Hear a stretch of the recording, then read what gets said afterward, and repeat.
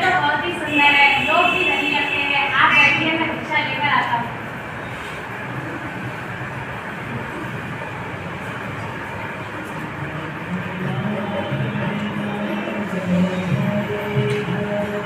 क्यों जी, भाजी क्या भाव है?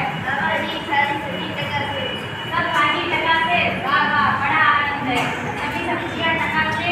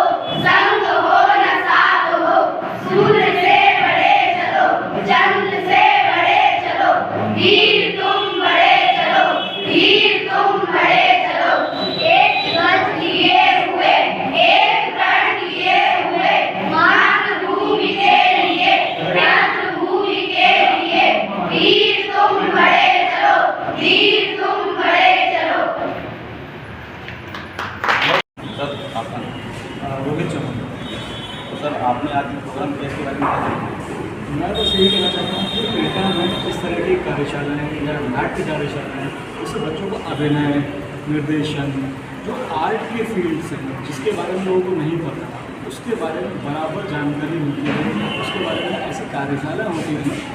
ये कार्यशाला तो एक भारतीय नाट्य अकादमी के द्वारा सहयोग से उनको प्रतिपादित हो सके, लेकिन इस तरीके की कार्यशालाओं को बराबर होने दें या सुचारू रूप से आगे निरंतर तौर पर होती रहे, तो उसके लिए शहर के लोगों को, शहर के गणमान्य अखबार, मीडिया, इन लोगों को भी चाहिए कि वो तरह तरह की कार्यशालाएँ किसी स्कूल कॉलेजेस के साथ में आयोजित करते हैं। इस कार्यशाला के अंतर्गत मैं आपको बताना चाहूँगा कि ये 7 दिन की कार्यशाला थी, जिसके अंदर हमने अभिनय के आधार पर वाच्य कार्यशाला यानी कि डायलॉग बिलिंग, इस पर हमने ये पूरी वर्कशॉप केंद्रित की हुई।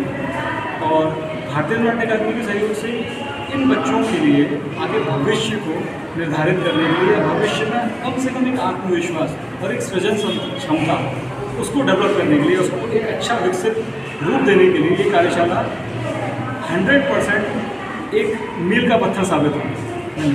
जो ये आपने आज यहाँ पे जो नाटक प्रस्तुत किए, ये आपने और कौन कौन जिले में किए?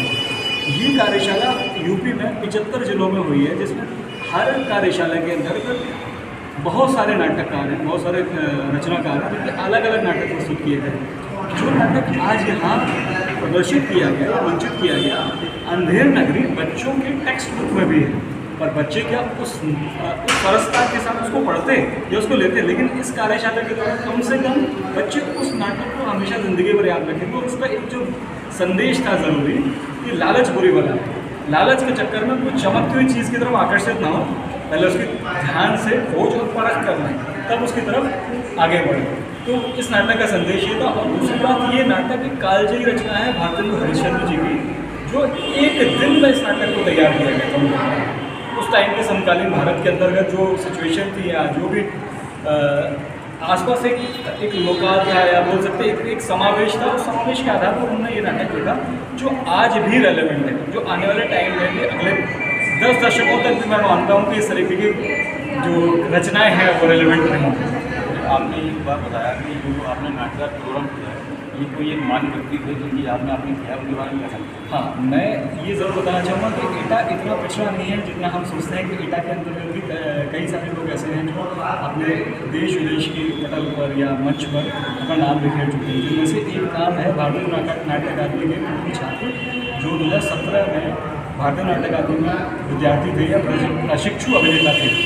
आज वो हमारे बीच किसी कारणवश नहीं है, किसी दुर्घटना के दौरान वो इस दुनिया में नहीं रहे, लेकिन उन्होंने एटा का जो नाम मैं कहता हूँ भारत के पटल पर तो एक अच्छा बनाया। उन्होंने कई सारी फिल्म्स, कई सारी वेब सीरीज़ और कई सारी विज्ञापन फिल्में भी की हैं, KTVC एड्स में उन्होंने अच्छा काम किया, थिएटर में कई बड़े डायरेक्टर्स के साथ उन्होंने काम किया, पद्मश्री राज विशारिया हों या मुंशी गौर जी हों, उनके साथ उन्होंने निरंतर कार्य किया।